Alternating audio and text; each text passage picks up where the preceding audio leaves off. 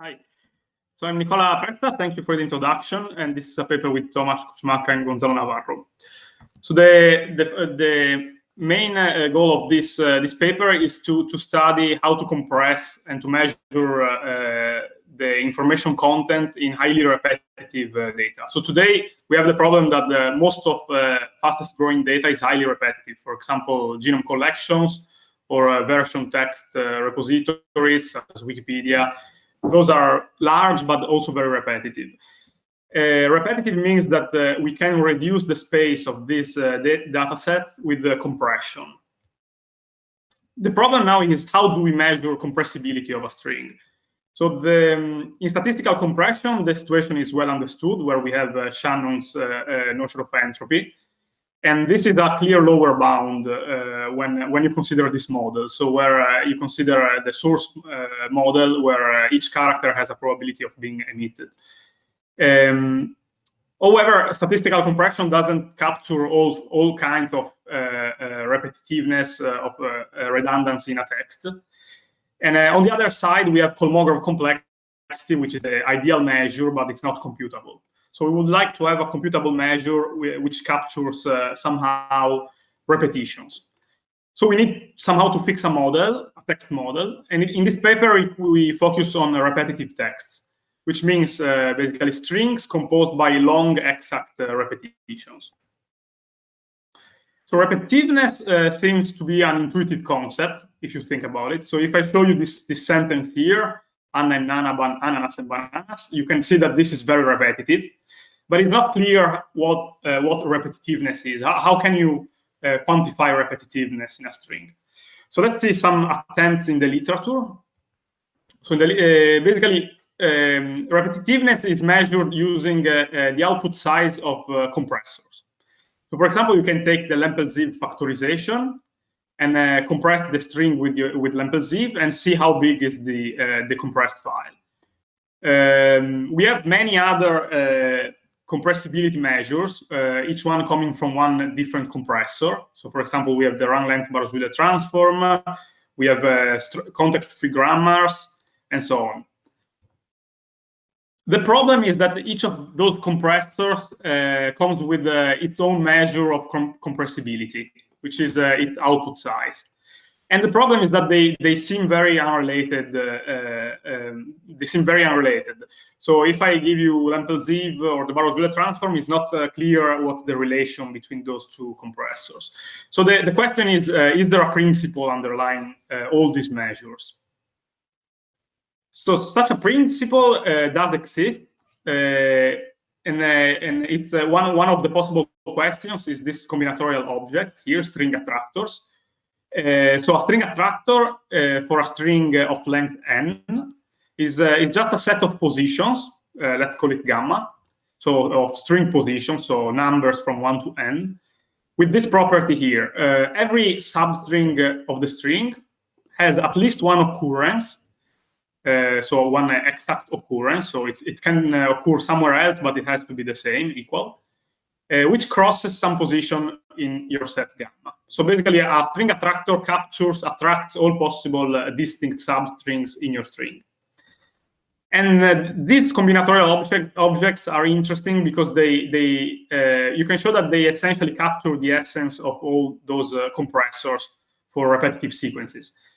How can you prove it? We have this nice theorem which says that the size, small gamma, of the smallest string attractor is a lower bound to the sizes of all those compressors I showed you before in the previous slide. And also the other way around holds. So if you have a string, you can represent a string with the size gamma for the smallest string attractor. You can compress the string down to gamma log n over gamma words of space. So string attractors somehow give you a universal framework for repetitiveness. Now, we have some problems with string attractors, so they're not perfect. The first problem is that gamma is NP-complete to compute, so it's not non-computable like Kolmogorov complexity, but it's NP-complete to compute. Also, it's not monotone with respect to substring operator. This was recently proven by Mantaci et al. This means that if you extend the string by one character, gamma is not guaranteed to be non-decreasing, so could also decrease. And this is not a property you want for a good measure of repetitiveness. You would want that the measure is monotone. Moreover, we don't know if it's possible to represent the string in small o of gamma log n over gamma words. So we know that it's possible in big O of this, but we don't know if this is tight. So if there are lower bounds preventing from reaching this space here, small o. So in this paper here, we study another measure of repetitiveness, which looks much better than string attractors. So it solves most of these problems here.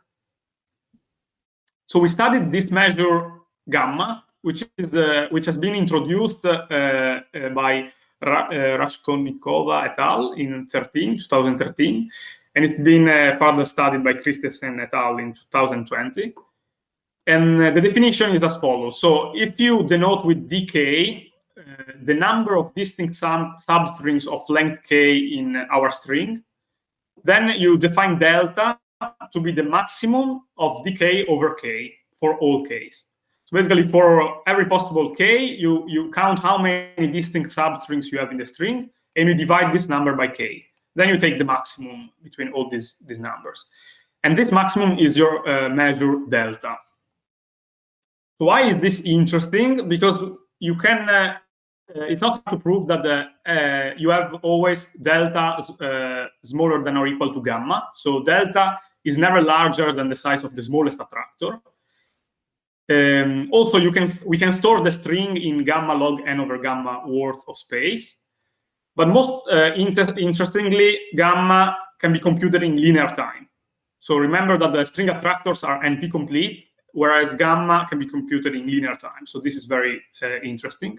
And also gamma, it's easy to show that gamma is monotone with respect to substring operators. So this is a good property that the measure should have, and this measure indeed has this property.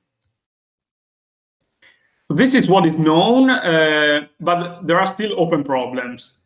So we know that gamma is at most, delta is at most gamma, but the question is if it can be asymptotically smaller than gamma. So is it possible that delta is a better measure of repetitiveness with respect to string attractors? So can it be small of gamma?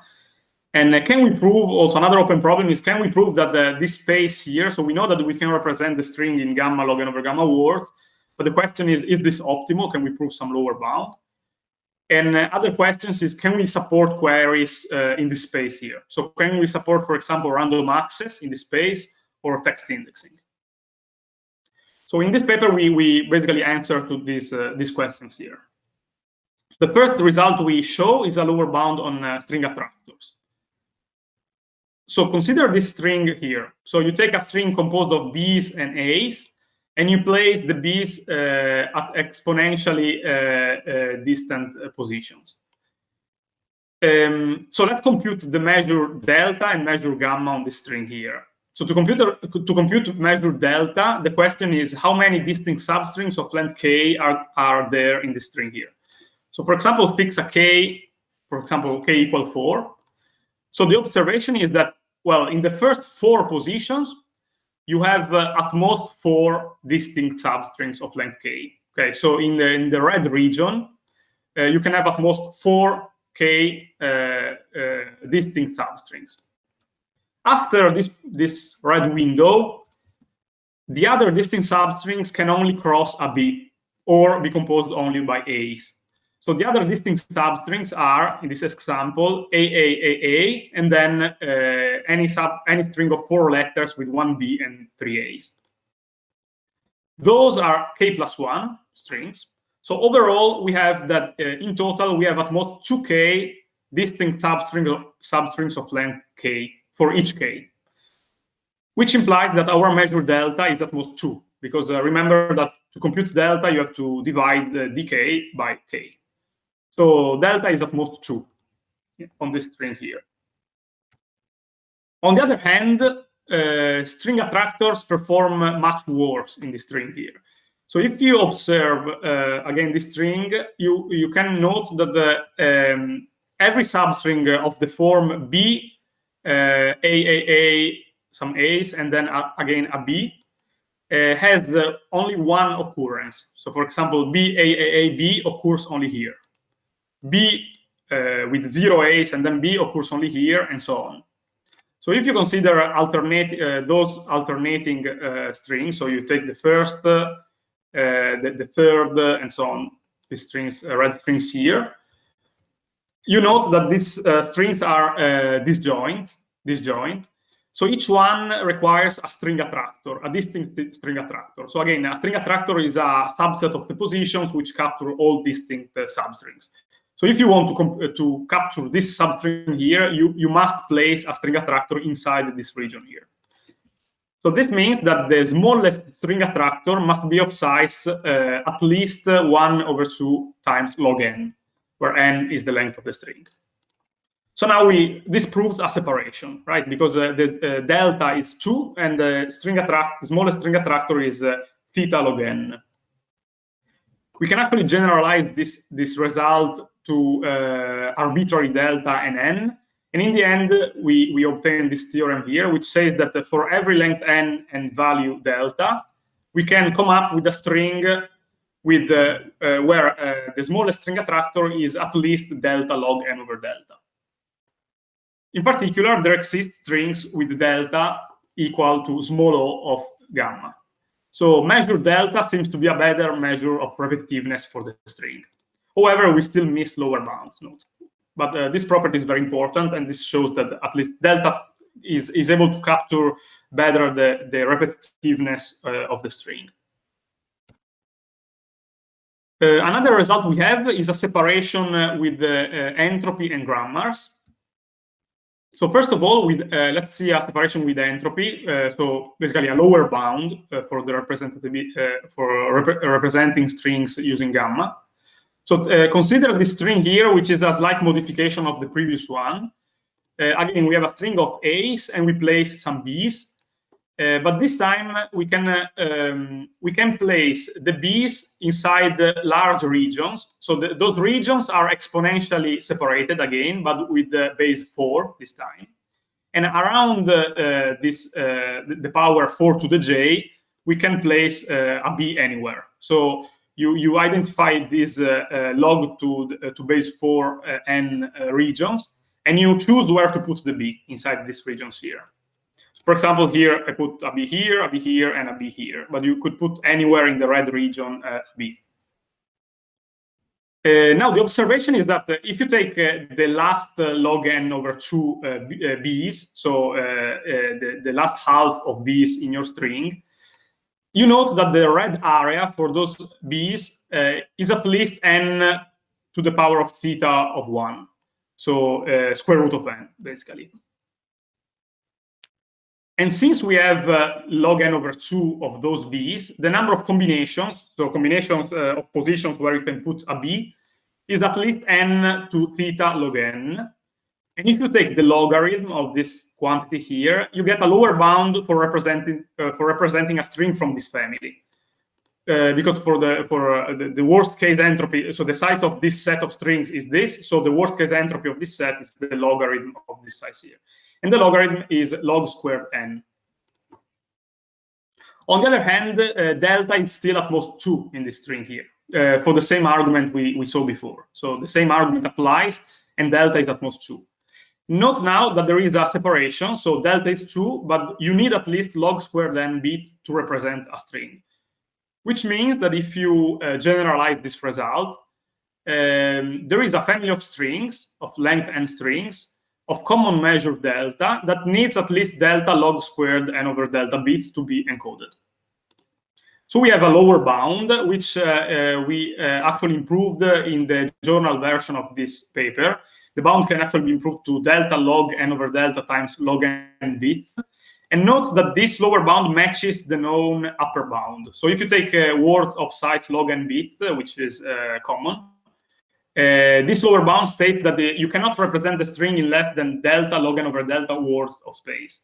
And we have a matching upper bound, so this is tight. using the same string, we also obtain a lower bound for grammars. So a grammar, here is a context-free grammar that generates only one string, in particular our string S. And grammars can be used for compression because repetitions are converted to the same non-terminals. And so consider a grammar with G rules. So such a grammar can be encoded in G log G bits. And by the lower bound we saw before, it must hold that G must be at least log squared n over log n for any grammar of size G encoding our string. In particular, since delta is true on our string, you can derive this lower bound here. So for every length n, there is a string with the smallest grammar of size at least delta log squared n over log n. And this gives a separation between measure G and measure delta. In particular, this tells you that the delta is a much better measure than G, since delta can be log squared n times smaller than the smallest grammar. And no such separation is known for string attractors. So this is another good property of our measure delta. We also consider the problem of answering queries in delta-bounded space, so building data structures of size proportional to delta. And our first result is a random access. So we show that we can encode a string in big O of delta log n over delta words of space, which note is it's optimal by the lower bound I mentioned before. And on this data structure, queries, random access queries can be answered in logarithmic time, basically. So log n over delta time.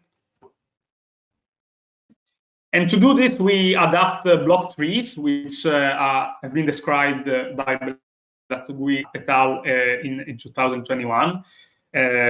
So block trees are a data structure, a tree-shaped data structure, which captures repeated blocks in the strings.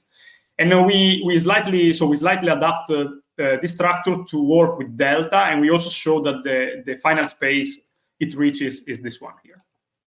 I don't enter in the detail of the structure because we don't have much time. And with the same idea, we can also support pattern matching queries. So the theorem is if we have a text of length n with measure delta, then we can build a data structure of size delta log n over delta. Again, this is optimal by our lower bound, such that the occurrences of a pattern of length m in the text can be located in time m log n plus OCC log epsilon n. OCC is the number of occurrences of the pattern, and n is the length of the string. Epsilon is any constant. So basically, we can find in time proportional to the length of the pattern and the number of occurrences. We can find the occurrences of P in the text. To achieve this, we adapt a universal index described by Gonzalo, Navarro, and me in 2019, and we make it work with measure delta instead of gamma. So some ongoing work on this measure. So this measure seems to be very promising, since it captures the repetitiveness of the string, and it has much better properties than the smallest string attractor size. And right now we are studying faster indexes based on a combination of delta and an index we described here in 2020. We also are proving upper bounds for run length grammars as a function of delta. And in another recent work, Bernardini et al. Proved that delta can be computed and approximated using small working space. So instead of using a suffix tree, you can actually use much less space and approximate this measure of repetitiveness. Thank you very much. This is the end of my talk. Thank you, Nicola, for this very clear and well-timed talk. Yeah, I think there's no following talk, so we have time for 1 or 2 questions. Are there questions?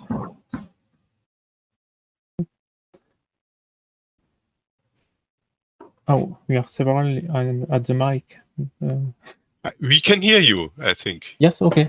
My question is about your bounds. Most of them are asymptotics.